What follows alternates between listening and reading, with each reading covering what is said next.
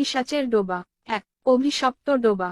এর আগের পর্বে আমরা দেখেছিলাম সন্ধ্যায় সে গরু আনতে গিয়েছিল, কিন্তু আর ফেরেনি। পরদিন সকালে তার জুতো আর লাঠি ডোবার ধারেই পাওয়া গেল। শুভলের মা বাবা কাঁদতে লাগলো, আর গ্রাম জুড়ে ছড়িয়ে পড়ল আতঙ্ক। আবার ডোবা প্রাণ নিল। গ্রামের পুরনো কবিরাজ দীনবন্ধু সব জানেন। তিনি বলেন, এই ডোবার তলায় আছে এক অভিশপ্ত আত্মা। শত বছর আগে এখানে তান্ত্রিকরা মিলে এক ভয়ঙ্কর যজ্ঞ করেছিল। তারা পিশাচকে বশে আনতে গিয়ে তারা ব্যর্থ হয় এবং পিশাচ সেই ডোবায় বন্দী হয়ে যায়, কিন্তু সে প্রতি পূর্ণিমায় মুক্তি পেতে চাইছে। তাই সে কাউকে না কাউকে টেনে নিচ্ছে।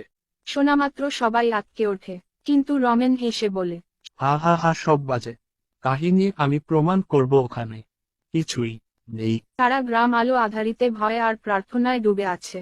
কিন্তু রমেন লাঠি হাতে, কুকুর ভুলু কে সঙ্গে নিয়ে রওনা দিল ডোবার দিকে। চাঁদের আলোয় ডোবার জল কেমন রূপালি ঝিলিক দিচ্ছে। হঠাৎ কেমন যেন শীতল হাওয়া বইল। ভুলু কুকুরটা কান্নার মতো আওয়াজ করে গাছের তলায় লুকিয়ে পড়ল।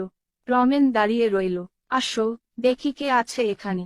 তার চোখে পড়ল ডোবার জলে নিজের প্রতিবিম্ব, কিন্তু সেই প্রতিবিম্ব হাসছে, আর তার ঠোঁট থেকে রক্ত ঝরছে।